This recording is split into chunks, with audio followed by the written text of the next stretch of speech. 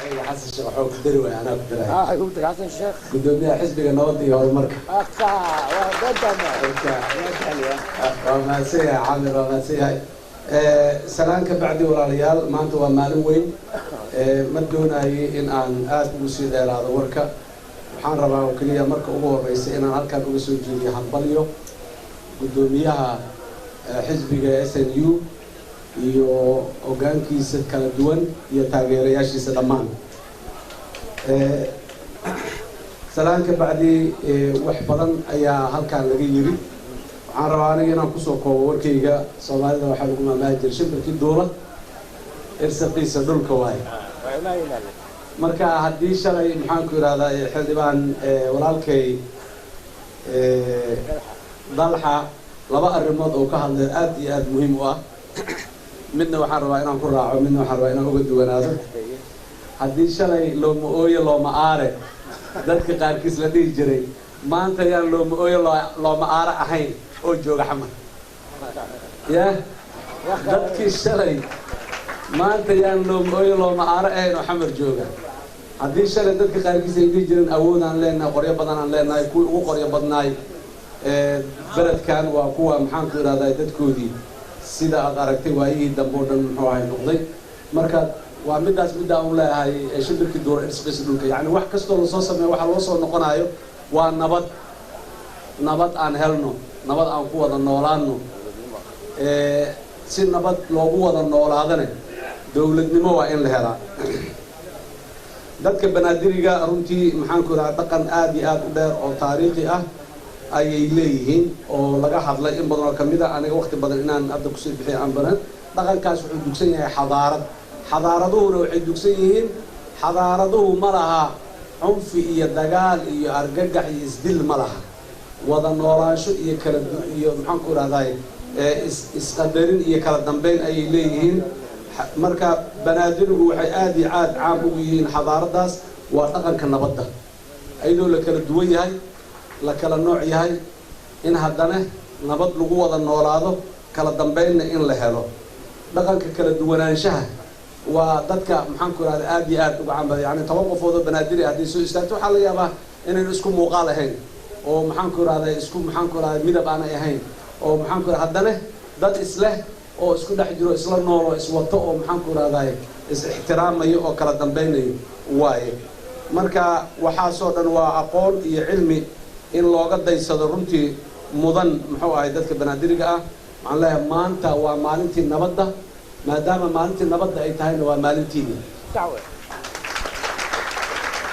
mithaal horena waa ugu soo noqoteen haddana u noqda Soomaaliya inay dawladnimo hesho Soomaaliya inay kala dambeyn iyo deganaan yeelato sidaasaa magaca guud ee Soomaaliya sharaftiisana aan ku heli doonaa waxaan aad u aaminsanahay maanta dad badan oo idinku taageera idinla garab gala idinkala shaqeeya idinla wadaaga fikirka nabadda iyo nabad ku wada noolaanshaha ayaa jooga dalka waxaa soo noqday caqligii dadka intiisa badan maanta waa aad iyo aad ayaan qiyaasi karaa inay qirayaan in aanan hal kale iyo option kale ama khiyaar kale inaanu jirin aan ahayn in maxaan ku yiraahdaa nabad lagu wada noolaado aasaaska dawladnimaduna waa midaas aan u wada istaagno aan isu kaashano in dalka nabad ay ka timaado nabadaasna aasaaskeedu u ahaado dawlad inaan gaarno inaan fikirka wanaagsan meeshaan xadaarada yani banaadir waxa kamid ah wixii midaalka meeshaan maanta lagu soo bandhigo leeyahay gudoomiyaha laba buugaan ku haynaa haddii aad xumaan aad samaysana buugaasaan kugu qoraynaa haddii wanaag aad samaysana buugaas wanaag haddaad xumaan samayso qoryaan kusoo qaadanaynaa maalin marka yani xadaarada yani iyo muxuu ahay dawladnimo aqoonka ay kamid tahay qofka in lagu abaal mariyo waxa uu sameeyo oo wanaag ah haddii uu cilad iyo qaab darro u keensadana asaga inay ku gaar noqoto dhibka annaga nagu dhacay waxa waaye nin dambiile ah oo mujrim ah ayaa maalan qof dilaayo nin dambiile ah oo qof dilay ma noqonaayo wuxuu noqonaa reer hebel oo reer hebel dilo noqonaa dhibka nagu dhacay waxa ugu weyn taasaa ka mid ah nimaa wanaag badan samaynaayo dadaal badan la imaanayo waxaa la dhahaa hebel oo dadaalay khayr allah siiyo muxuu ajri xasanad allah ka siiyo la dhihi maaye reer hebel waa dad fiican la dhahaa wanaagiina waa laga qaadaa qofkii qofkaan u soo noqono waxa uu sameeyo aan ku qiimayno ilaahayna intaasuu yani dadku inuu ku qiimeeyo ficilkaaga يعني أنا لان ديران كذا شيء لان قابان كذا شيء واحد دايوان مدوباي مع البدن لا فخر عن هاي ملح حسابتي إلهي اكتساب أنا أقول الدنيا إن سياسة حساب تنقط قفول بأمضان مصلحة جيدة وحى وكقبته ونا جيدة وحى وكقبته ترى ذا يفكر كوككينا هالوقو قيمة هذا يحنتها إن هالوقو قيمة هذا يسنتها إن هالوقو قيمة حزبك نبض يهرمرك أنت أسوي إذا كلام ميدياي أو نبض أورجا واسكو صدقنا الدولة دمو أنو ما ويسه مال عن دينه رير هبل هدانا دل كنا قبسنا الدولة أنا قبسنا وأنو قبسواي مال هلا دقة أيضا